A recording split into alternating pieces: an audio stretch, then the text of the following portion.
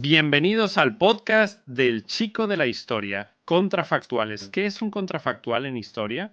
Es un tipo de análisis en el que examinamos lo que podría haber pasado si los acontecimientos históricos hubieran sucedido de manera diferente. Como experimento mental, buscamos aprender y entender la historia considerando posibles variaciones de lo que pudo haber sido. En el canal de YouTube El Chico de la Historia, esta serie de podcasts profundiza en esa pregunta eterna. Y si yo soy Josh, escritor del canal de YouTube e hijo del Chico de la Historia, si eres fan, ya conoces a Lance, el Chico de la Historia. Para enriquecer nuestras discusiones, invitamos a Brad Wagner, aficionado a la historia y amigo de El Chico de la Historia, a unirse. Si deseas apoyarnos, encuéntranos en Patreon, YouTube y locals.com. Acompáñanos para hablar de lo que vale la pena recordar y lo que pudo ser. En el episodio de hoy hablamos de los Dimitriadas durante los disturbios del siglo XVII en Rusia, cuando el caos casi destruyó el reino. ¿Qué pudo cambiar y verse afectado? Permítanme presentarles al Chico de la Historia.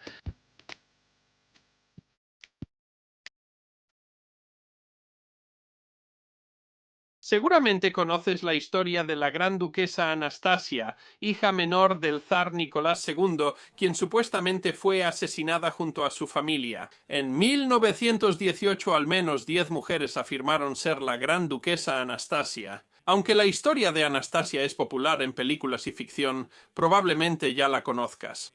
Quizá no sepas que la gran duquesa Anastasia no fue la primera hija de un zar que supuestamente murió de niña, y años después adultos aseguraron ser ella.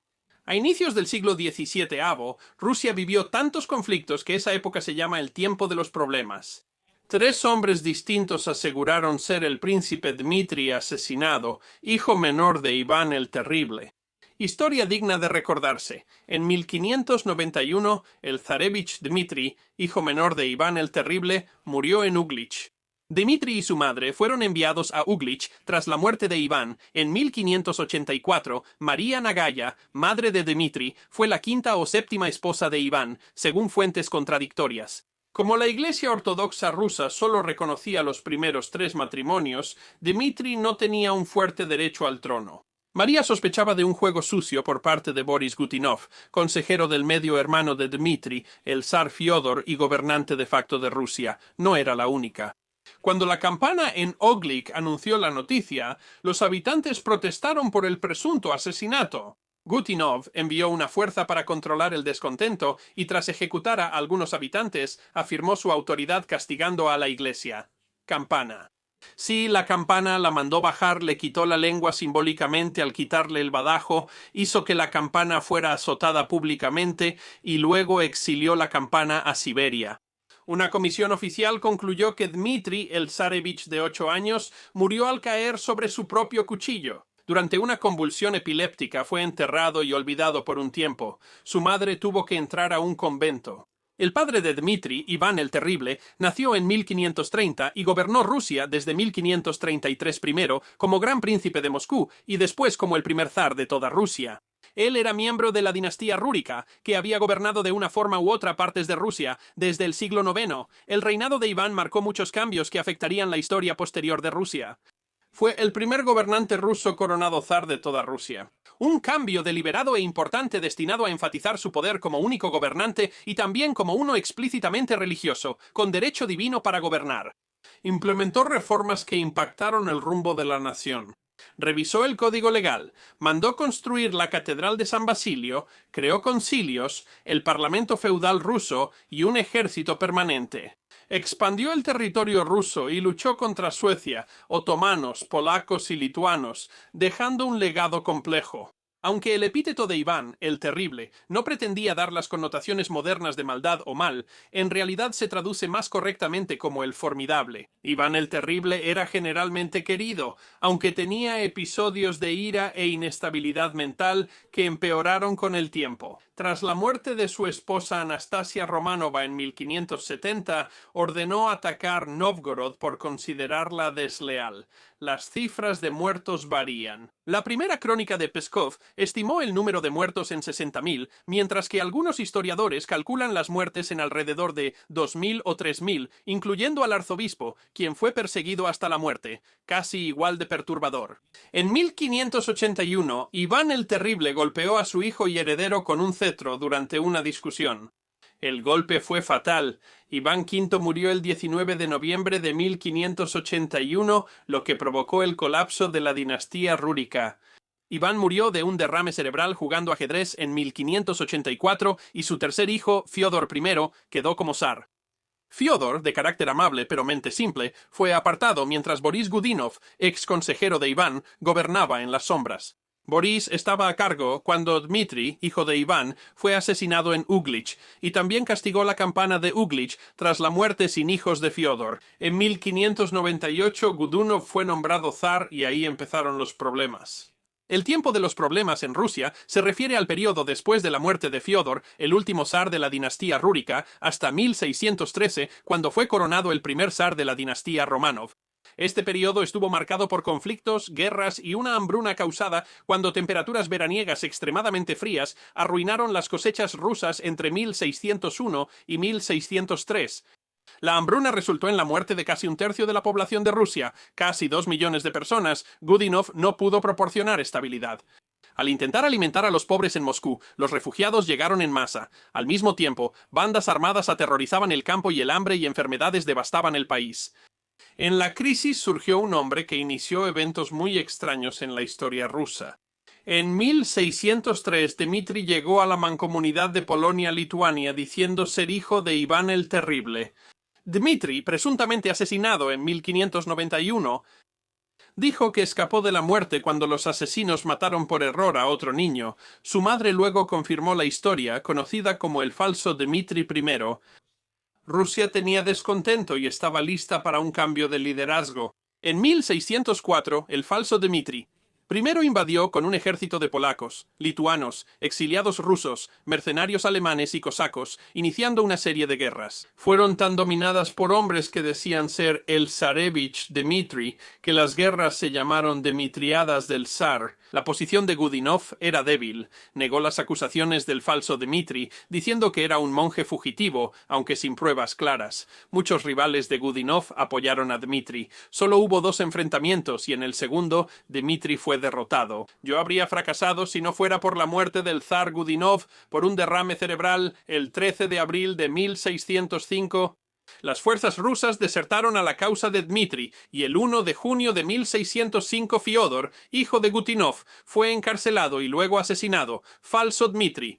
Fui coronado zar de Rusia el 21 de julio de 1605. Pero el reinado de falso Dmitri I estuvo lejos de ser popular. Dmitri fue acusado de introducir influencia extranjera al reino, especialmente por tener soldados polacos en Moscú, y casarse con la princesa polaca María Ninzek, quien no quiso convertirse de católica a ortodoxa rusa. El 17 de mayo de 1606, menos de un mes tras su boda, el Kremlin fue asaltado por conspiradores que antes apoyaron a falso Dmitri. Primero Dmitri intentó huir por una ventana, pero se fracturó la pierna al caer. Falso Dmitri. Primero fue asesinado a tiros por conspiradores. Su cuerpo se exhibió, incineró, y según informes, fue disparado en una lata hacia Polonia desde un cañón. Vasily Shuisky, líder de los conspiradores, fue nombrado zar, pero su posición era precaria y nunca fue reconocido ampliamente. La historia de Dmitri continuó. En julio de 1607 surgió otro hombre que decía ser el hijo de Iván, Dmitri.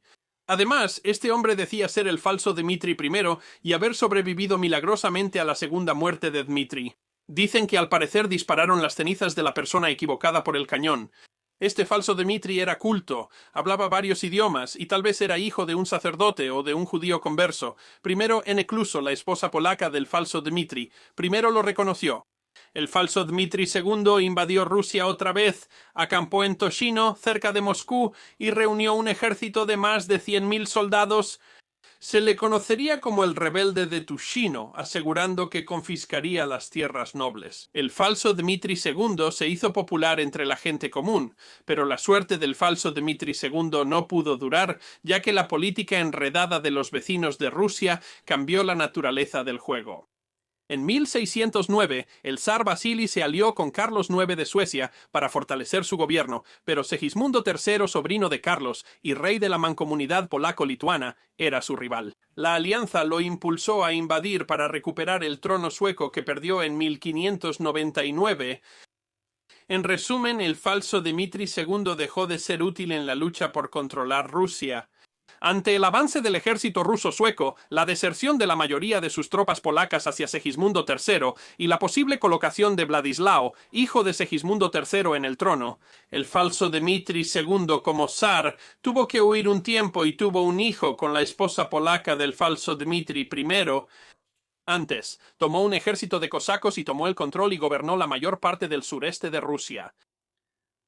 Luego fue víctima de la política interna. El 11 de diciembre de 1610 Dmitri y varios nobles salieron en trineo a beber al campo. Peter Yurasov, príncipe tártaro, los siguió de cerca con algunos compañeros como escolta. Peter, tras ser azotado por Dmitri, buscaba venganza. Stanislaw Żukiewski, comandante polaco, recordaría, y cuando el impostor había bebido bien. Urasov sacó de su funda una pistola que tenía lista, y galopando hacia él, el esclavo primero disparó, luego le cortó la cabeza y la mano con su sable y siguió su camino. Pero la historia de Dmitri aún no había terminado. En 1612 un hombre surgió de un río en Ivangorod diciendo ser Iván, hijo de Iván el Terrible, quien ya había sido asesinado 3 veces. Como exdiácono, convenció a un ejército de cosacos que saqueaban Moscú para apoyarlo y lo reconocieron como zar. El 2 de marzo de 1612 falso, Dmitri III fue conocido como el ladrón de Pskov, pues obligó a la gente de esa ciudad a jurarle lealtad bajo amenaza de destrucción. Pero quizás Rusia finalmente se estaba cansando de los pretendientes al trono que se hacían llamar Dmitri. Solo duró unos meses antes de huir. Pskov fue traicionado y llevado a Moscú, donde lo asesinaron en julio. Anna Anderson, la más famosa en decir ser la gran duquesa Anastasia, demandó para ser reconocida en tribunales alemanes de 1937 a 1970. Fue el juicio más largo en la historia de Alemania. Ella no era la gran duquesa Anastasia. Las pruebas de ADN de 1991 y 2000 confirmaron que las 3 hijas del zar Nicolás II murieron junto con su familia. Aunque la identidad del falso Dmitri I es desconocida, los historiadores dudan que alguno de los falsos Dmitri fuera hijo de primero Van el Terrible. Eran hombres ambiciosos que aprovecharon los disturbios y fueron usados por los vecinos de Rusia, sus enemigos y la población descontenta. En 1613 Mijaíl Romanov, de 16 años y descendiente del hermano de la primera esposa de Iván, fue elegido zar de Rusia por unanimidad por una asamblea nacional. El país empezó a recuperarse. Mijaíl Romanov resolvió los pendientes mandando ahorcar al hijo del falso Dmitri II y estrangular a su esposa. Fue un final simbólico para las guerras llamadas las Dmitriadas. Ahora viene la parte divertida, donde yo, el narrador y amigo de Brad Wagner, analizamos cómo esta historia pudo haber pasado y cómo eso habría cambiado la historia conocida. Sabes, de hecho, es este episodio. Al principio pensé que iba a ser muy difícil y debo decirte que en realidad hay bastante aquí. Lo bueno fue que era una muy buena excusa para repasar la mancomunidad polaco-livona. Lituana, sí. Lo siento, sí. La mancomunidad polaco-lituana, así como Suecia, aún no alcanza su punto máximo en este momento, pero Suecia sin duda también es un actor importante. Sí, y este es un periodo en el que realmente no soy experto, pero sí, Suecia, Polonia, Lituania y los otomanos, así como los Habsburgo, quiero decir, todos ellos, ya sabes, todos eran actores importantes en ese momento. Entonces la pregunta es, si Rusia es más poderosa en ese momento, ¿cómo cambia eso ese equilibrio? Y luego, ¿cómo cambia eso numerosas guerras? Entonces, quiero decir claramente, ya sabes, el impacto es potencialmente bastante significativo si Rusia puede evitar los problemas y mantener la autoridad central, y tal vez modernizarse más rápido. Luego empieza a meterse en los detalles de lo que estaba pasando en el siglo XVII. Y yo estoy un poco como que, uy, eso no es mi especialidad, pero es divertido estudiar la compañía polaco-lituana. El periodo en que los polacos dominaron Rusia es fascinante considerando el contexto actual. Sí, ocuparon Rusia 2 veces en unos 30 años. O sí, bueno, quiero decir, eran una potencia europea importante, una gran potencia europea. Y luego, no mucho tiempo después, un par de cientos de años después de eso, Rusia literalmente está hablando de borrar su historia para que ni siquiera sepas que existió Polonia.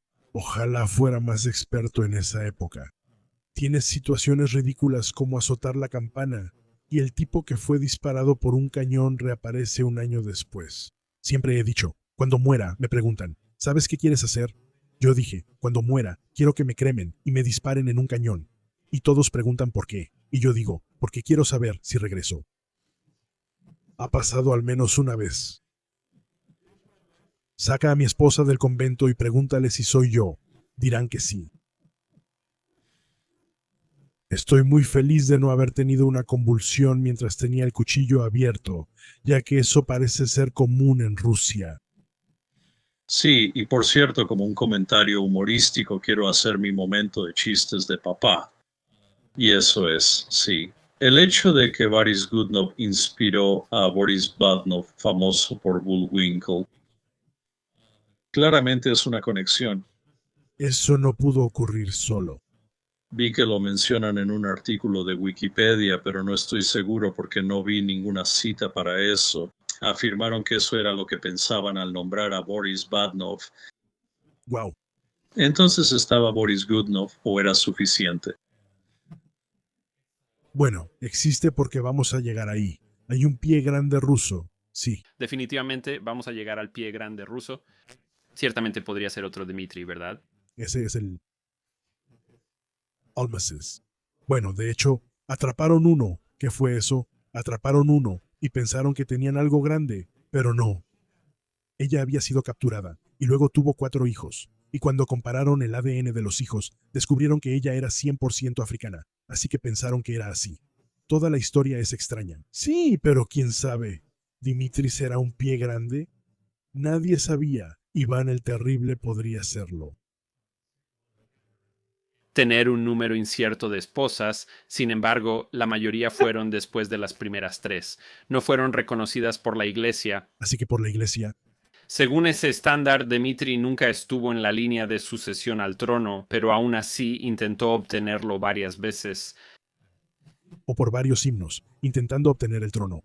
De hecho, gran parte de la historia rusa trata de pretendientes que deben tener derecho al trono. Aunque sea superficial, solo deben justificar lo que hacen. Me parece interesante porque es una prueba de la teoría del gran hombre. Siempre mencionamos eso al hablar de contrafactuales, ya que en ese periodo no hubo un gran hombre. Teodoro no lo fue. Boris Buena suficiente tampoco, y nadie estuvo a la altura. Por eso tienes una crisis de 15 años, la época de disturbios, cuando alguien podía decir, soy el niño de 9 años muerto por su daga. Y la gente lo creía porque estaban tan desesperados por alguien que tuviera el poder de hacer esto. O sea, Rusia necesitaba a Pedro el Grande 100 años antes de que Pedro el Grande llegara aquí. Así que realmente es así. O sea, cuando preguntas si la teoría del gran hombre está equivocada, los eventos realmente son cosas que iban a ocurrir de todas formas. Esto pone a prueba esa idea y muestra qué ocurre cuando nadie responde. Y hay una razón por la que Iván recibió el apodo, ya sabes, el epíteto de El Terrible. Hay una razón por la que Pedro recibió el nombre de El Grande. Hay una razón por la que no ocurre. Eso no pasa en tiempos de disturbios. Me parece interesante mencionarlo y observarlo. ¿Sabes qué ocurre cuando no hay grandes hombres? ¿Hay alguna señal de que, tal vez, los grandes hombres sí hacen la diferencia? Y ese es uno de los contrafactuales, porque la verdadera pregunta aquí es, ¿qué pasaría si tuvieras a un gran hombre? Ahora, no sé si Iván Ivanovich habría sido eso, pero es interesante porque parecía tener más posibilidades de serlo que cualquier otro. Ya sabes que su medio hermano tonto y el consejero del medio hermano tonto. ¿Quién sabe si Dmitri habría sido buen rey? El chico tuvo convulsiones y cayó sobre su cuchillo. Eso es muy distinto a cualquier Dmitri. Pero Una de las cosas que creo que es interesante de este periodo es que te preguntas si el hecho de que ocurriera como ocurrió fue importante para la forma en que Rusia terminó siendo. Porque Iván el Terrible, por supuesto, hizo avanzar mucho al Estado ruso, pero lo hizo a un gran costo y no necesariamente sin fracasos. En un momento incendiaron Moscú, pero él logra hacerlo sin él. Él fue una parte vital de este tipo de cambio, de que Rusia pasara de ser un lugar atrasado a convertirse en algo parecido a un Estado europeo moderno. Y aunque esto fue solo un paso en esa dirección, él hizo lo que hizo y puede que no hubiera habido otra manera para que lo lograra. Por eso las consecuencias que causan estos problemas quizás serán inevitables sin esto, sin duda sin Iván el Terrible. Las fronteras de Rusia serían distintas hoy y lo mismo ocurría bajo Gudinov. Es que él hizo cosas importantes para tratar de seguir expandiendo las fronteras y construir fortalezas y cosas así. El peso de los hechos fue tan grande que uno se pregunta, ¿hay alguien? ¿Existe un gran hombre lo suficientemente capaz como para haber cambiado esa situación? Porque tenían todos estos problemas con la forma en que trataban a los siervos, lo que causó todo esto. Es una de las razones por las que hubo tantas rebeliones, porque cambiaron todas estas reglas sobre los siervos. Antes solían venderse a sí mismos como esclavos temporales, y luego hicieron que eso fuera imposible.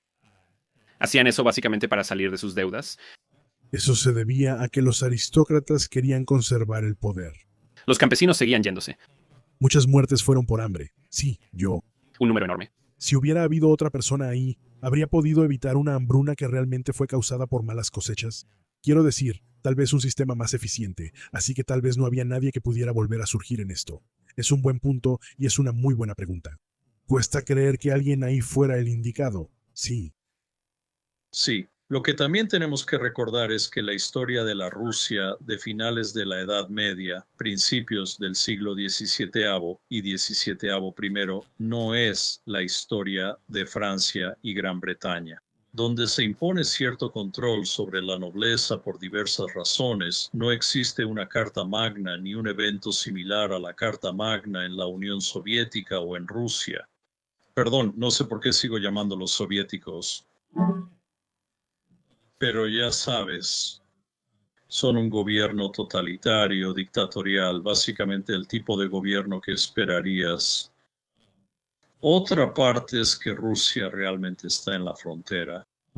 Hay una buena parte de Rusia que, ya sabes, en este momento apenas está explorada. Y ciertamente es un área muy abierta, con algunos vecinos muy agresivos y desagradables al sur. Gran parte de Rusia en ese periodo sigue siendo lo que quedó del Kanato. Es difícil decir que es Rusia en esa zona. Incluso vi una teoría de que la muerte de Dmitri, que no fue asesinado por Gudnov, sino por los restos de un kanato que intentaban desafiar el zarato de Gudnov y que por eso lo mataron, en realidad es una trama distinta. Anti-Gudinov, esto indicaría que los rumores sobre Gudinov, de que era ilegítimo y había matado a Dmitri, eran falsos, y eso es lo curioso.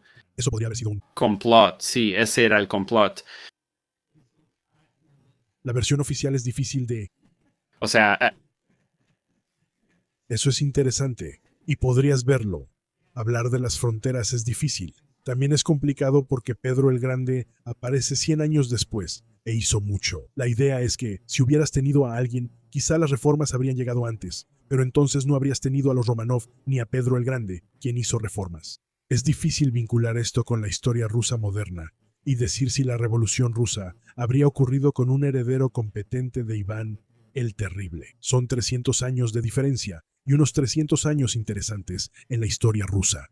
Es difícil decirlo, pero en términos de territorio, la otra pregunta entonces es, ¿a quién le están quitando territorio? ¿Se lo están quitando a Polonia, Lituania? ¿Se lo están quitando a Suecia? ¿Se lo están quitando a los otomanos? ¿Se lo están quitando al Sacro Imperio Romano? Todos esos son significativos a su modo. Plantea una pregunta. Si Rusia hubiera sido más poderosa en el siglo XVII, ¿quién sería más débil y cómo cambiaría eso? Lo que impactaron en la historia, y si hubieran impactado significativamente a los Habsburgo, entonces tal vez la Guerra de Sucesión Española no sería un gran problema. Sí. Correcto. Los impactos podrían ser enormes, ya que hay muchas cosas sucediendo que una Rusia débil afecta. Es difícil proyectar eso y pensar cómo lo afectaría o cómo sería diferente el mundo hoy. Es difícil por dos razones. Una es simplemente la distancia, pero la otra es que, por Pedro el Grande, ¿por qué él cambia tanto la ecuación? Él surge por el gobierno de los Romanov, tras la caída de la dinastía Rurik. Así que, quiero decir, realmente es una pregunta que te hace cruzar los ojos, porque los impactos podrían ser enormes en la historia europea y también en Asia Menor. ¿Qué pasaría si les quitaran ese territorio? Peleaban constantemente con los otomanos y en algún momento matan al sultán, ¿no? ¿Qué pasaría si Rusia evita los problemas y la pérdida de 1 millón, siendo tan poderosa que Polonia, Lituania y Suecia no se atrevan a enfrentarla? ¿No podría haber inexistencia del Imperio Otomano en la Primera Guerra Mundial? ¿Eso podría afectar la historia moderna? Quiero decir, ¿qué pasaría si literalmente derrocaran al Imperio Otomano? Si literalmente tomaran Estambul y fuera parte del Imperio Ruso. Sí, hay mucho fruto ahí para recoger, hay muchos gobernantes, de verdad. Y sí, jugosos, diré que creo que el tiempo de problemas está predestinado. Y la razón por la que lo digo es por nuestro buen amigo. Volcanes expulsan grandes cantidades de dióxido de azufre a la atmósfera. Aparentemente, en 1600 hubo una enorme explosión volcánica, así que la hambruna de 1600 a 1602 o 1603 es algo que ocurre debido a un desastre natural. Y mucho de lo que Godunov enfrentaba cuando estaba en el poder, y al analizar las reformas, al menos una de sus reformas fue esa. Si eres un siervo y tu amo no te alimenta durante una época de hambruna, puedes empacar e irte. Eso definitivamente es un factor directo que básicamente responde a la hambruna causada por un desastre natural. Godunov creo que también en gran parte, si ves lo que él estaba haciendo, no era transformador, no estaba declarando que Moscovia y Moscú de alguna manera necesitaban reformar sus prácticas religiosas o legislativas. Realmente fue una continuación. Mucho más de eso vino bajo Iván el Terrible, quien sí hizo algunas cosas. Quiero decir, básicamente eliminó a la clase gobernante y la reemplazó con la suya propia, esencialmente personas que solo le eran leales a él. Pero al final, la mayoría de lo que Godunov estaba haciendo era tratar de lidiar con problemas que ya existían.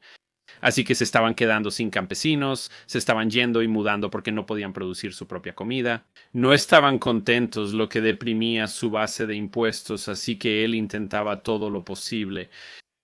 Todo se trataba de intentar mantener esa base de impuestos que necesitaban por todo el dinero que habían gastado bajo Iván. El Terrible y esa desestabilización contribuyeron a su destino durante los disturbios. Pero tienes razón, no se podía evitar esa hambruna. Pero, quiero decir, generalmente se cree que los suministros de alimentos podrían haberse distribuido mucho mejor y que un gobierno competente podría haber mitigado los impactos de la hambruna. Durante los disturbios hay invasiones y gran agitación social. Esa agitación social es inevitable en la transición del feudalismo a la monarquía, como todos se enfrentan en ese momento, o era algo que podría haber sido manejado por alguien como Badovanovich o Pedro, el Grande de su tiempo. Es una buena pregunta.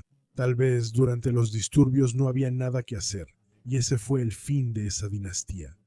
Ahora, sigamos con la dinastía Romanov, pero ciertamente parece que cuando los Romanov regresan al poder, y eso es, son solo como 15 años cuando los Romanov regresan al poder, y cuando tienes a un monarca competente que cuenta con el apoyo del pueblo, pueden lograr una cantidad significativamente mayor de estabilidad.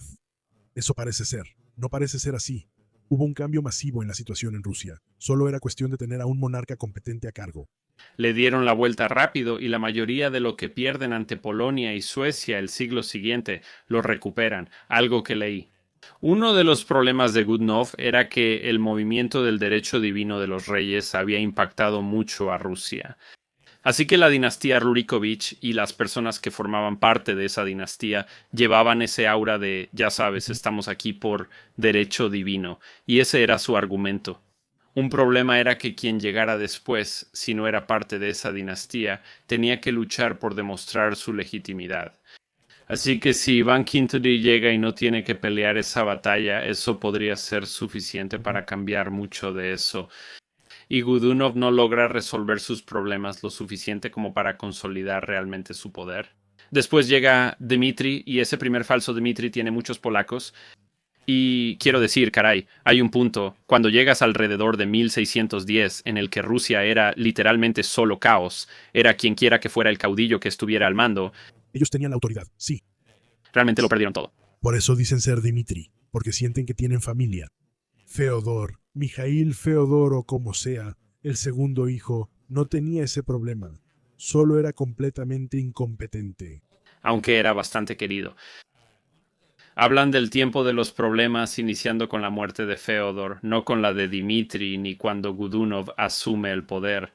Era que la gente quería a Feodor y de hecho les gustaba lo piadoso que era, pero por lo demás aparentemente era completamente inútil. Sí, es como un Enrique VI. Sí, entonces te preguntas si tenía ventaja incluso en ese momento y si realmente estuvo en riesgo de perder su poder. Y entonces quiero decir, tal vez eso era lo que lo apoyaba, ya sabes, tal vez por eso Godunov pudo hacerlo. Lo que hizo fue puramente porque tenía esa fachada y luego, una vez que perdió esa fachada, realmente empieza a perder el control de la situación. Porque Fyodor muere sin ningún heredero, y ahí es realmente donde comienza la crisis dinástica. Hay dos cosas que surgen aquí de inmediato, y eso es cuando empiezas a hablar sobre la piedad. También tenemos que especificar que se trata de la piedad ortodoxa oriental, porque esto se volverá relevante solo unos años después. Con el falso Dmitri, probablemente la razón número uno por la que Dmitri duró menos de un año fue la percepción de que era un latino no ortodoxo. No, o sea, también se decía que fue llevado al poder por la aristocracia y luego no estaba satisfaciendo a la aristocracia. Pero tienes que, sabes, ese tipo tuvo una forma increíble de morir. Eso sí, caer por una ventana, romperte la pierna, ser destrozado o quemado. Lo dispararon por un cañón hacia Polonia. Eso es casi tan bueno como que castigaron al resto en Siberia. Pero también cuánto significaba el simbolismo y que el zarismo es tan simbólico como cualquier otra cosa en este momento. Sí, y esto es algo que quizá no podamos comprender, pero quiero decir, esta es una época en la que literalmente puedes reunir a una turba enfurecida, puedes levantar a la turba y literalmente van a asaltar el palacio y hacer cosas muy, muy malas a las personas que viven en dicho palacio. No hay suficiente aparato de seguridad para evitar que eso suceda. A veces han perdido todo. El ejército, yo, el zar, sin protección. Y esto también, por supuesto, toma otro aspecto. Uno de los trasfondos es el hecho de que la región que ahora llamaríamos Ucrania, antes Galicia, creo que en ese tiempo se conocía como la Tierra Salvaje, algo así como las tierras salvajes del sur salvaje, algo por el estilo. Pero esencialmente ahí es donde vivían los cosacos, y los cosacos juegan un papel tan importante tantas veces en la historia de Rusia, a veces como los buenos, a veces como los malos, pero si los cosacos se inquietan suele ser señal de que algo va mal. Y aparecen y son muy, muy buenos en lo que hacen, que aparentemente, ya sabes, al menos en algunos casos, es cuando están lo suficientemente enojados. Cometerán actos de guerra y realmente servirán como un contrapeso al poder absoluto de Moscovia. Sí, fuimos una fuerza militar hasta la Segunda Guerra Mundial. El falso Dmitri también lo supo. ¿Qué? ¿No hagas enojar a un cosaco? Los cosacos sí tienen un papel en esto. Casi todas estas rebeliones, muchas de ellas contaron con el apoyo de los cosacos, sumando otra fuerza. Godunov había cambiado eso de algunas formas. Me refiero a que fue un intento de controlarlos y de obtener dinero de impuestos de ellos, y de nuevo eso no les gustó. Y esa fue una razón bastante grande de por qué seguían estando disponibles para formar un ejército. Estos Dimitris, si Rusia fuera más fuerte, quizá no existirían o Dmitri no habría obtenido tanto poder. Porque Polonia obviamente no va a apoyar abiertamente a Dmitri mientras entra a Rusia, salvo que crean que ya hay suficiente desestabilización que les beneficie. Y Dmitri II y el tercero también, de hecho, solo existen y solo tienen éxito porque hay cosacos dispuestos a apoyarlos. Esto tenía menos que ver con quiénes eran o decían ser, y más con que los cosacos estaban listos para pelear sin importar eso. Cosacos franquicia Pansy, necesitando una guillotina. No hace falta guillotina para decapitarte. Te vamos a disparar y luego te vamos a tirar. Los dos pasaron y le cortaron la cabeza fuera del carruaje. Esa vez no volvió. No me decapites, quemes ni dispares por un cañón. Aparentemente es un ritual muy específico. Moscovia siempre tiene como un aliado impredecible y descontrolado que son los cosacos, porque los cosacos suelen llegar y como caballería ligera arrasan con suecos o polacos, o como los cosacos o quien sea del campo, y luego a veces vienen y le cortan la cabeza al cosacos. Es simplemente lo que... Llamarías fichas auxiliares. Si se aburren, pueden ser una fuerza muy peligrosa. Sí, y ya sabes, los pueblos guerreros de las estepas podían causar mucho caos. Y, ya sabes, la cuestión es si podías mantenerlos apuntando en la dirección que querías. Y por supuesto los diversos gobernantes de Rusia desde el siglo IX en adelante constantemente intentan consolidar las áreas y controlar a los cosacos, pero no tienen mucho éxito. Por eso creo que los cosacos son tan importantes aquí. Ahora, regresando a un posible contrafactual, si Iván V toma el trono, en ese caso quizá no tendrías el tiempo de problemas, porque creo que lo que pasa es que, suponiendo que él sea relativamente competente y no moleste a los guerreros, cuando la crisis golpea entre 1600 y 1603, él no está en una posición de incertidumbre donde haya intrigas en la corte. En cambio, creo que podría concentrarse mejor, a menos que fuera incompetente, lo cual no parecía. Parece que en realidad estaba preparado, y probablemente podría haber sido un error razonable. Y parte del argumento también es que, si él hubiera vivido, si su papá no lo hubiera golpeado con el cetro, podría haber sido capaz de mitigar algunas de las tendencias más radicales de Iván. Se dejó llevar por sus emociones y mató a su hijo. Surge la pregunta, ¿qué habría pasado si Dmitri hubiera sobrevivido? Porque sabemos muy poco sobre cómo era este niño de 9 años. Pero claramente la gente de ese pueblo le tenía cierta lealtad. Así que tal vez había algún potencial ahí. Si crees que Iván Ivanovich pudo ser el más obvio para mitigar los problemas, es interesante plantear esa pregunta. ¿Y si en vez de un falso Dmitri hubiera existido un Dmitri real? ¿Habría influido en la situación? O, de nuevo, volviendo a la pregunta, ¿todo esto iba a suceder de todas formas? ¿Te refieres a esos problemas sociales? Es decir, habrían enfrentado presiones externas y malas cosechas de cualquier forma. Si una sola persona hubiera cambiado eso, tal vez no se llamaría la época de los disturbios. Eso es interesante, pero quiero decir, ¿cómo puedes perder, no sé, 1,5 millones de personas y simplemente ver eso? Ya sabes, que el imperio caiga literalmente en el caos durante un periodo que en realidad es de menos de una década y media, es realmente extraordinario. Debes considerar que alguien pudo haber controlado esa situación. Es sorprendente que tras esto Rusia siga como un estado unificado, casi con las mismas fronteras, porque la idea de que esto se convierta en una docena de diferentes reinos o estados-nación de algún tipo no es imposible. Quiero decir, es increíble que después de todo traigan a los Romanov, se unan detrás de ellos y Rusia continúe como si nada, porque al ver este periodo es increíble lo cerca que estuvieron de un colapso total. En cierto modo, en 1610 realmente cruzaron esa línea.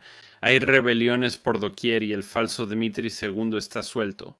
Los polacos están invadiendo, los suecos están invadiendo básicamente con total libertad y las únicas fuerzas que luchan contra ellos son fuerzas locales desconectadas. Quiero decir, es una locura que hayan podido revertir esa situación, de verdad, en tan poco tiempo, muy rápidamente. Era un vínculo muy débil, ya que los Romanov descendían de los hermanos de una esposa de Iván, ¿no? Solo faltaba que todos estuvieran de acuerdo. Quizás solo necesitabas a alguien con quien todos pudieran coincidir. Decían que hacía falta control, así que solo necesitabas a alguien elegido por ellos. ¿Era eso? Y disculpa, ¿el primer Robinov era Miguel? Sí, lo era. Quiero decir, ¿era tan extraordinario o simplemente había un vacío de poder tan grande que solo necesitaban a alguien? Creo que, bueno, antes que nada, él pudo acomodar las cartas a su favor, pudo conseguir lo suyo. Su padre fue asignado como el metropolitano de Moscovia para la Iglesia Ortodoxa Oriental, así que eso garantizaba que el flanco religioso de su gobierno estuviera cubierto. Y luego gobernó durante, creo, 31 años, así que tenía la ventaja de la continuidad, además de que la Iglesia Ortodoxa Oriental estuvo literalmente controlada por su papá durante los primeros 13 años de su reinado. Así que definitivamente sí, él definitivamente tenía una buena base y sí, los primeros Romanov eran competentes, creo que lo hicieron bien. Algo que encontré en mi investigación a lo que quiero volver rápidamente fue, y no vi una cita sobre esto, así que no puedo decir si es real o no, pero en un momento uno de los videos en YouTube hablaba sobre el falso Dmitri. Y había una cita de un contemporáneo que afirmaba que el joven Dmitri, a diferencia de otros niños, amaba ver la matanza de animales y no le asustaba la sangre. Como cualquier niño, él era realmente hijo de su padre. Y estoy parafraseando muy mal eso, pero esencialmente esa era la cita, pero no había ninguna referencia. Y no pude averiguar. Eso es después porque intentan justificar a esos tipos. No sé si lo he visto personalmente. No recuerdo haber visto esa, pero al final es difícil saber en qué parte aparece él en la historia según fuentes confiables. Para morir, eso es todo. Sí, eso es todo, sí. Sabemos que tenía 3 años. Cuando su padre muere, los envían a Oglich y luego él muere. Y no sabemos mucho. No sé mucho sobre el tipo. Sí, hasta que aparentemente aparece y decide que ser disparado de un cañón es realmente el camino a seguir. Tienes que apreciar lo único de esa época.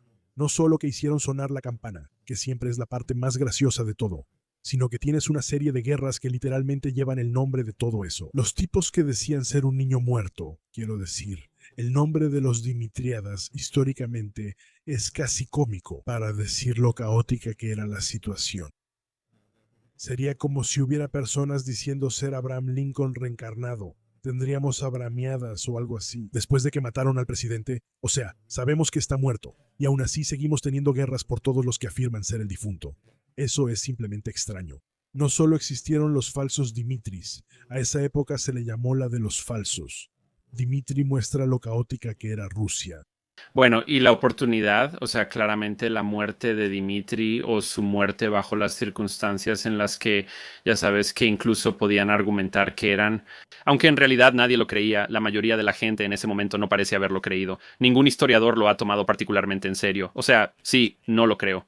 No creo que ninguno fuera Dmitri. Él murió en Oakland. Es muy difícil imaginar que él escapó de eso, pero debido a su muerte, básicamente permitió una excusa para que estos diversos poderes que estaban interesados en aprovecharse de la debilidad de Rusia de todos modos. Pero muestra lo importante que era la idea de Dmitri, que continuaron usándolo y que todavía pensaban. Era tan importante que nos conectáramos con Iván el Terrible. E Iván recibió ese epíteto después por parte de los historiadores. Así que te quedas con la idea de que debió haber sido un hombre horrible y malvado, pero obviamente no. Es tan respetado que no querían vincularse con él, pero su muerte fue tan extraña que aún hoy lo comentarías. Eso no suena bien. Hoy dirías, sí, fue Putin. Obviamente murió de una crisis epiléptica por eso. Entonces ves por qué no es tan difícil de creer. Oh, eso no fue, ¿sabes? Habíamos sacado al niño de contrabando, habíamos matado a un doble o a alguien que se parecía a él. Quiero decir, puedes ver que eso se vuelve creíble cuando lo ves en el contexto de todo. O sea, en el momento en que estás tocando las campanas. Obviamente, ya sabes, la gente está creyendo casi cualquier cosa en este punto. Y eso tal vez sea tan simbólico de los problemas como cualquier otra cosa. La gente estaba tan desesperada por historias que aceptaban cualquiera. Además, me parece gracioso el tipo al que dispararon de un cañón un año después. No dijo, no era el verdadero Dmitri, yo lo soy, sino, ese era yo. Ese era yo. Ese era yo. Fallaste. Sí, fallaste. Disparaste al tipo equivocado desde el cañón. Escapé y regresé. Sacan a su esposa y él quiere que lo encierren en el convento otra vez. ¿Ese es tu esposo? Ella responde, claro. No puedes tomar ninguno. Sacan a su madre de un convento y le preguntan si es su hijo. Ella responde que sí. ¿Eso me sacará de tu cárcel? La idea de que alguno de ellos, cualquiera de ellos, realmente lo creyera es más difícil de aceptar. Pero ciertamente, o sea, si eres un campesino o un cosaco o lo que sea, podrías tener más razones para creerlo, porque solo lo habrías oído como un rumor lejano. No todos tienen nuestra capacidad de analizar fuentes y concluir que este tipo murió. Alguien que seguía a Dimitri pudo haber creído que era él, pero no creo que las personas poderosas que lo apoyaban lo creyeran. Ningún noble polaco pensaba que realmente... Incluso en ese momento lo llamaban el falso Dimitri. Sí, había muy pocas personas que honestamente creían que él era Dimitri. Y no hay forma de que, cuando llegaste al tercero, hubo 3 falsos Dimitri principales y hasta una docena en total. Bueno, ese falso Dimitri. Una de las cosas que estaba leyendo, porque estaba leyendo un libro sobre esto, al preparar este episodio, había muchos pretendientes que no fingían ser Dmitri, sino decían ser hijos de Feodor o primos perdidos, que decían ser zareviches. Y de hecho, varios de ellos fueron asesinados por los falsos Dimitris, porque el falso Dimitri en realidad no quiere competencia falsa. Muchos otros decían tener derecho al trono, así que los mataba cuando aparecían para ser como él. Cuando los Romanov toman el poder, matan a los hijos del segundo falso y eliminan la línea de los falsos Dimitri. No lo mencionamos todo, pero el niño ahorcado, su hijo tenía 3 años. Uf, esa imagen es perturbadora. Colgaron a un niño de 3 años. Entonces él tenía 3 años y estrangularon a su esposa. Así que él tenía... ¿Cuántos años tenía su esposa? Esta habría sido su madre. Este era el hijo de Dimitri II. Sí, No tenían pretendientes cerca. sí, esta es la venera. La civilización es tan sólida como la hacemos, y esto es en una época en la que la civilización... Ni siquiera creo que puedas afirmar que muchos de estos lugares sean, entre comillas, civilizados, en el sentido de que tienen algún tipo de sistemas de justicia que funcionan y más o menos operativos y prevención de abusos gubernamentales, especialmente en un periodo donde la autocracia es la palabra del día y cosas horribles que se les hacen a las personas por el capricho de una sola persona o de un pequeño grupo de personas ciertamente no son desconocidas. De hecho, En partes del imperio, la población cayó un 50% en poco más de 10 años. Cuando han muerto 1 millón de personas, el asesinato de un niño de 3 años ya no parece tan horrible como hoy. No fue el único niño de 3 años que murió. Muchos pequeños fallecieron de formas horribles en ese periodo. Es evidente, pues justo habían tenido una guerra con muchos que decían serlo. Especialmente porque tienes que imaginarlo. Los Romanov sabían que había alguna posibilidad de que su gobierno no fuera tan seguro como les gustaría. Sí, en ese momento sí, o sea, estaban buscando legitimidad justo ahí. Pero al final, mucho de lo que sucede en la época de los disturbios se siente como si fuera inevitable. Si empezamos después de Iván el Terrible, a veces algo de esa desestabilización va a suceder. Así que toda la cuestión se convierte en cómo lo minimizas. La mejor forma de minimizarlo fue con Iván Ivanovich. Solo cambiaría si, como dijiste, tienes a un gran hombre. Presentarse y alguien que pudiera unir a la gente. Y ciertamente hubo muchas personas que intentaron ser ese tipo. Hubo muchas personas que llegaron tratando de ser la persona que pudiera cambiar todo y simplemente no pudieron. Ninguno de los Dimitris. Había un grupo, incluyendo a Gudinov y su hijo. Otro tomó el poder brevemente. Todas esas personas intentaron ser las que salieran arriba, y fue una pelea entre todo tipo de poderes diferentes. O sea, Jesús. Los polacos buscaron la cima. Claramente Segismundo esperaba el trono. Suecia intentó poner a un duque sueco en el poder, pero nada funcionó. Tal vez eso diga algo. Ese es otro contrafactual interesante. ¿Qué hubiera pasado si la mancomunidad polaco-lituana realmente hubiera tomado el control de Rusia? ¿Y si Rusia hubiera sido parte de la mancomunidad?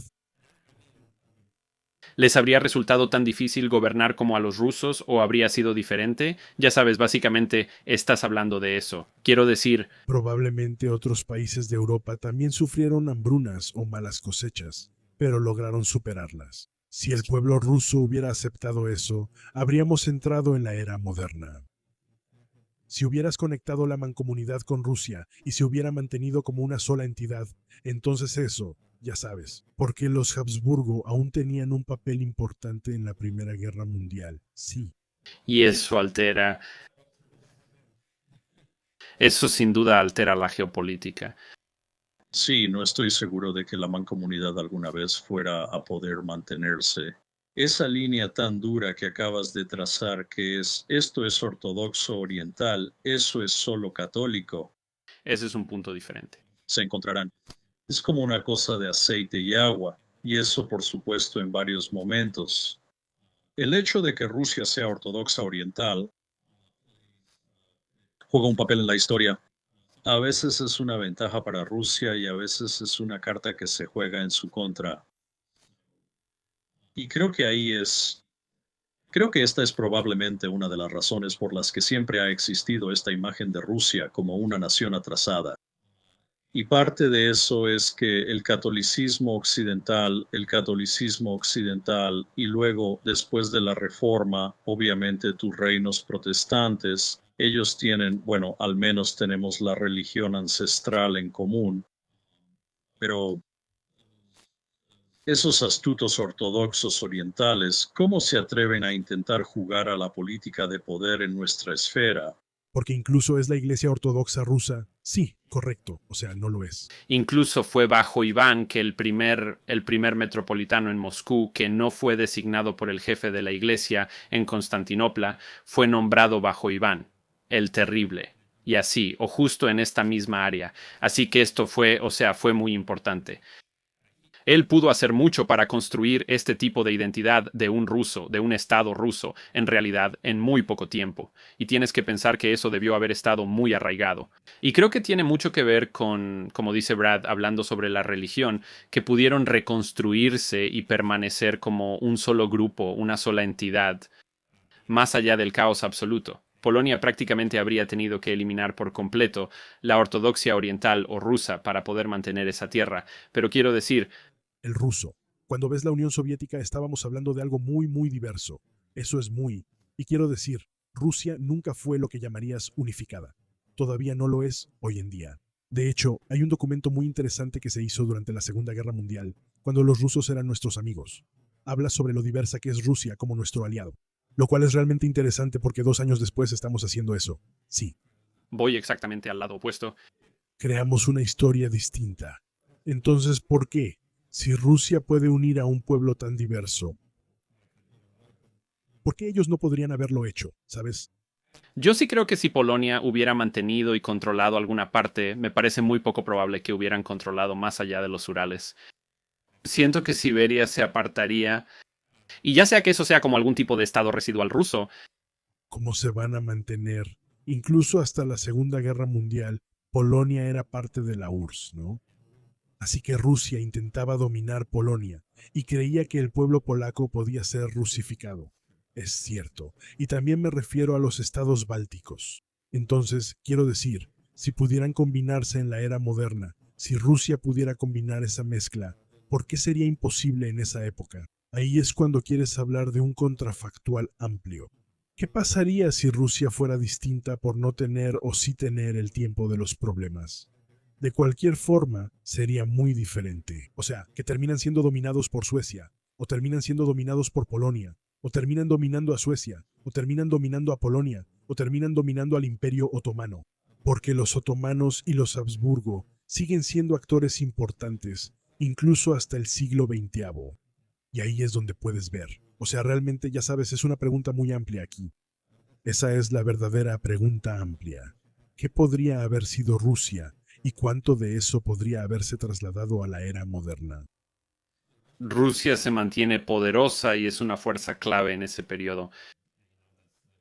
Ya sea que estés hablando de Napoleón, de la era napoleónica, o que estés hablando hasta la Primera Guerra Mundial. Si Rusia hubiera sido un poco diferente, eso pudo cambiar mucho esos hechos. ¿Crees que lo ocurrido en tiempos de Iván el Terrible pudo evitar la Revolución Rusa?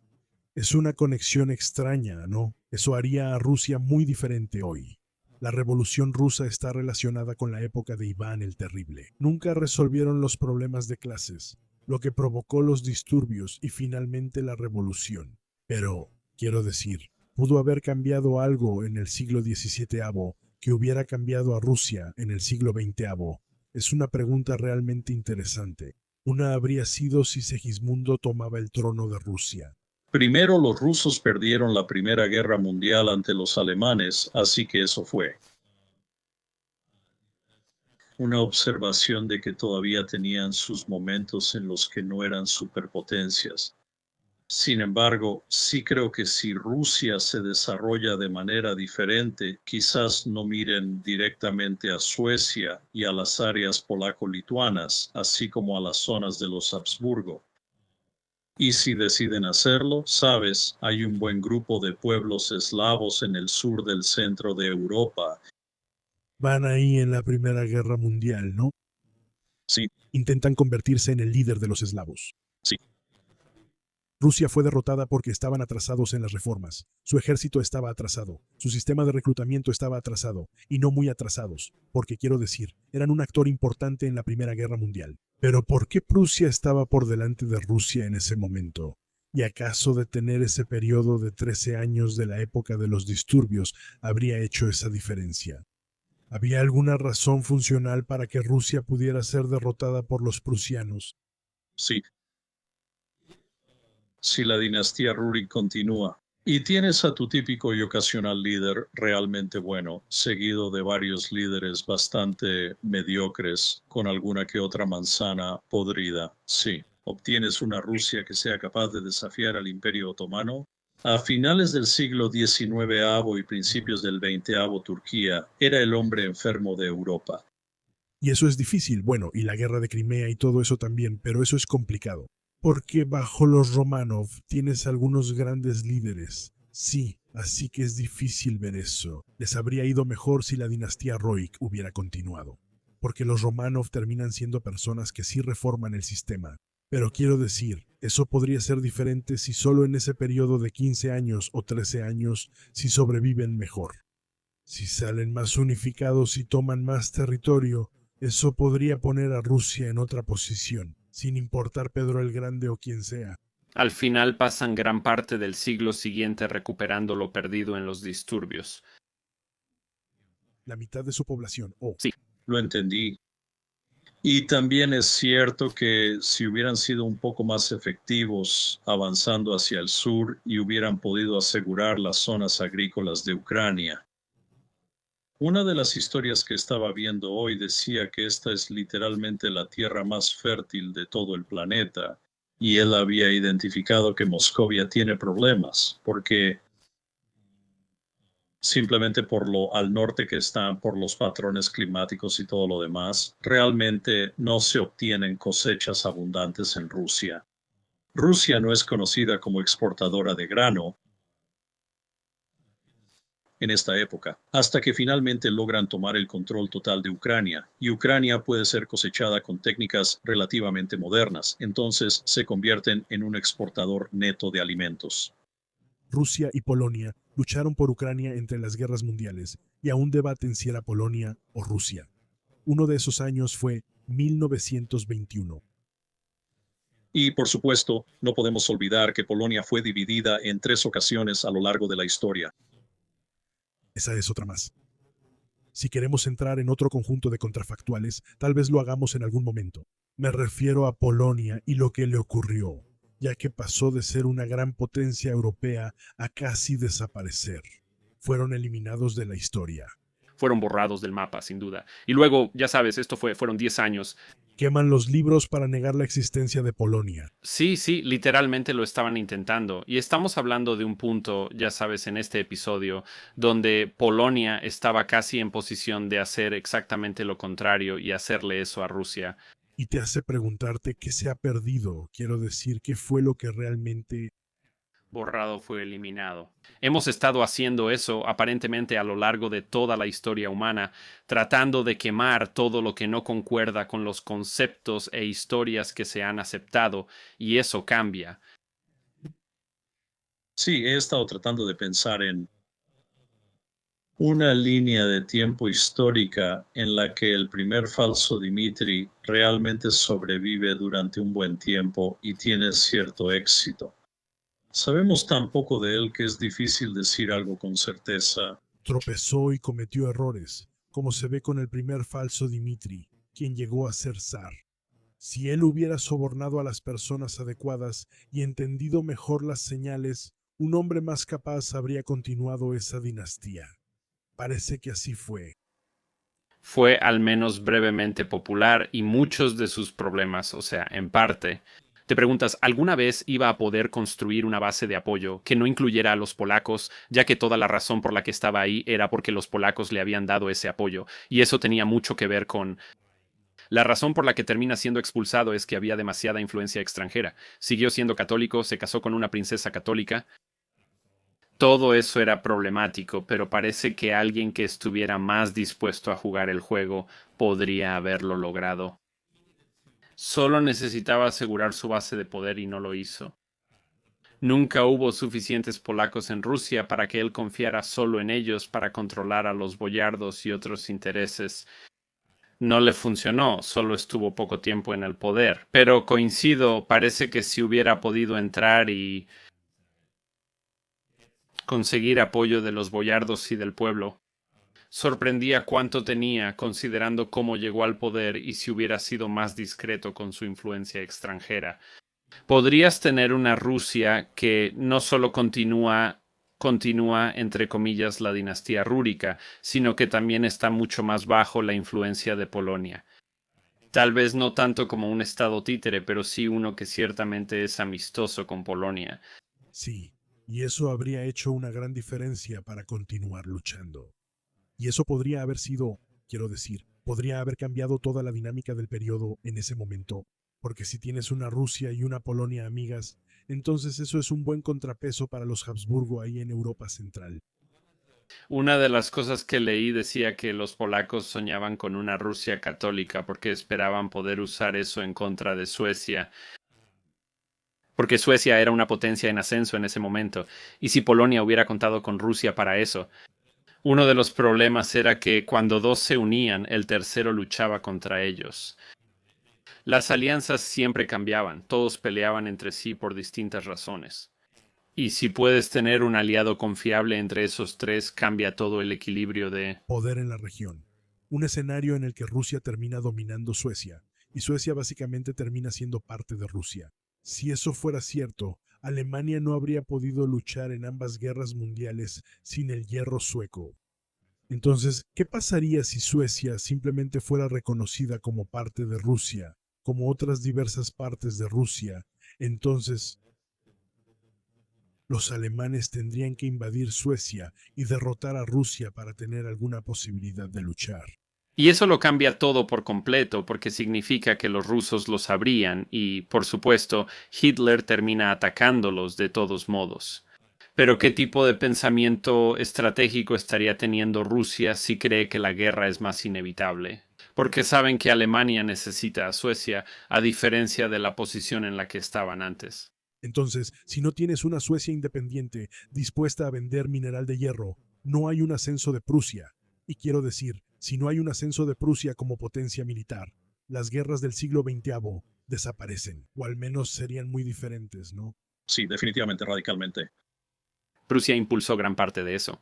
Tenemos que recordar que el Báltico, al igual que el Mediterráneo, es una región económica enorme, donde si simplemente estás dispuesto a construir suficientes barcos, puedes crear bastante comercio y riqueza de esa manera.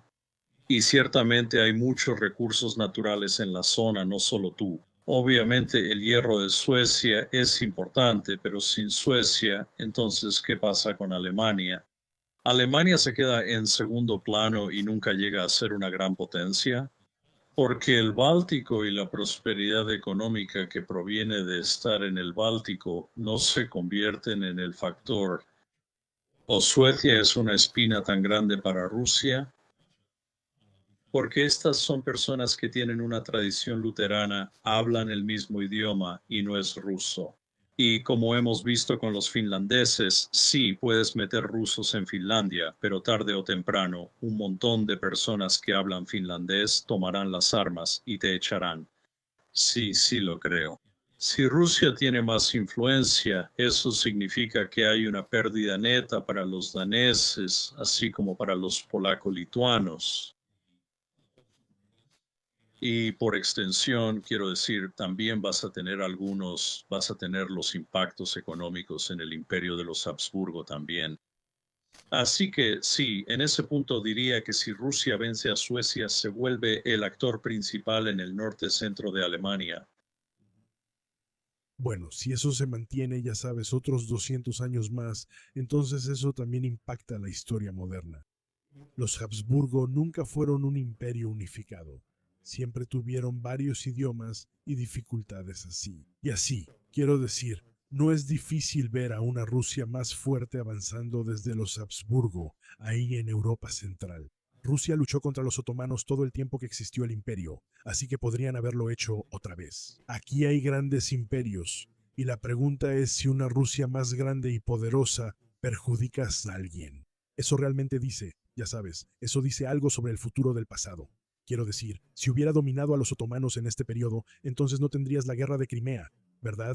Que en realidad trata sobre quién va a dominar el moribundo imperio otomano. Dependiendo de a quienes hayan tomado después, eso podría aplicarse a la época moderna. Los impactos se ven en la era moderna, ya que muchas fronteras surgieron entonces. Al menos los disturbios permitieron que muchos de estos poderes respiraran, mientras Rusia no era una amenaza. Sí, también tener a Rusia como el socio menor en una alianza contra quien sea. El tercer tipo sabía que Rusia no tenía suficiente poder para dañarme. Sin duda me aliaré con Rusia y así Suecia seguramente retrocederá. Hubo peleas ahí porque había una reclamación. Polonia tenía una reclamación, Segismundo tenía una reclamación al trono sueco, lo cual era un problema constante. Pero si Segismundo tiene algún tipo de dinastía en Rusia, tal vez eso solo complique las cosas. Eso implica que hay dos monarquías conectadas y personas dispuestas a luchar por ellas. Entonces, quiero decir en ese sentido, incluso si los problemas eran simplemente inevitables, si no había nada que pudieras haber hecho al respecto, ciertamente, cómo eso impactó a Rusia, quiero decir, en términos de dominación por otras potencias extranjeras, todavía podría haber sucedido fácilmente. Sí, también creo que aquí hay otra posibilidad si Polonia logra ocupar Moscovia de manera más efectiva y las áreas de Rusia. ¿Qué pasa si Rusia empieza a adoptar algunas de las ideas de una mancomunidad en lugar de una oligarquía autocrática, básicamente una oligarquía autocrática? Porque tienes a los boyardos y luego tienes al zar y hasta cierto punto se contrarrestan entre sí. Pero ¿qué pasa si introduces un poco más? No quiero llamarlo liberal, pero un sistema un poco más receptivo. Eso pone algunos controles adicionales sobre el absolutismo de Rusia en ese momento, que era conocido como la era de los monarcas. Excepto que ciertamente había muchas personas que querían tener voz dentro de Rusia. Y de nuevo, Inglaterra obtuvo su Carta Magna. Esto generó un equilibrio funcional entre los sistemas legislativo y ejecutivo, evitando que el poder político se concentrara en una sola persona. Especialmente por la diversidad de Rusia, si tuvieras un imperio semiautónomo, no lo sé. Creo que seguían luchando por eso en los años 50, ¿no? Estoy tratando de averiguar cómo hacer eso, y la URSS ya era bastante difícil intentando hacerlo en el siglo XVII. No lo sé. Es interesante. ¿Y si Rusia literalmente hubiera creado un sistema diferente al que vimos en cualquier otra parte del mundo? ¿Y si se hubieran modernizado más rápido en términos de libertades políticas? Y tal vez, ya sabes, tal vez, Rusia podría ser el gran estado ilustrado que dio inicio a la era moderna, en lugar de ser un estado que todavía era visto como atrasado, incluso hasta el siglo XX. Sí, ese sí lo sería. Esa es una historia de historia alternativa difícil de escribir. Creo que ¿Sí? Lo es. Salvo que el pie grande ruso, Albesti, es más un hombre salvaje. Si ellos se involucraran, entonces, porque siempre tenemos que llegar ahí, ¿verdad? O sea, sería totalmente un cisne negro que así fuera. Esto fue durante los disturbios, cuando todo cayó en caos. Ese es un momento en el que el sistema está en tal cambio que tal vez algo radical pudo haber ocurrido y simplemente no pasó.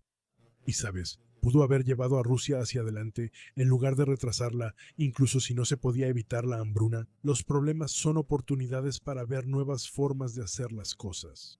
No es, supongo, no es inconcebible que alguna versión de un sistema diferente, ya sea un sistema más democrático desde nuestra perspectiva o no, pero ciertamente pudo haber sido diferente. Y al final, porque al final terminan cayendo esencialmente en el mismo sistema en el que estaban los Romanov, al menos al principio, que era básicamente el mismo sistema que Iván el Terrible había creado, pero aún basado en la autocracia. Sí, o sea, qué ironía, si en realidad se hubieran convertido en capitalistas antes. O sea, si ellos hubieran sido el primer sistema verdaderamente capitalista y eso hubiera empoderado a la clase trabajadora a través del capitalismo, entonces eso sí sería una ironía. Rusia moderna se volvió símbolo del comunismo. Sí, Oh, y ciertamente quiero decir, algo de eso pudo haber cambiado. Este era un lugar donde tal vez una gran idea pudo haber cambiado eso. Porque no tenía grandes ideas. Estaba en un vacío de poder. Es difícil saber qué pudo pasar. Y si hubieran hallado a un Napoleón 200 años antes, Y ciertamente, o sea, esa es una de las cosas interesantes de este periodo de tiempo que pudieron haberlo hecho. Este era un lugar donde alguien como, o sea, cualquiera de estos Dimitris, incluso aquellos de los que creemos saber quiénes eran básicamente don nadies que lograron ascender, aunque fuera por poco tiempo, a posiciones importantes de poder. Pero ciertamente el primer Dimitri pudo haber sido solo un tipo que en realidad no tenía que parecerse a Dimitri, ya que pocos sabían cómo era.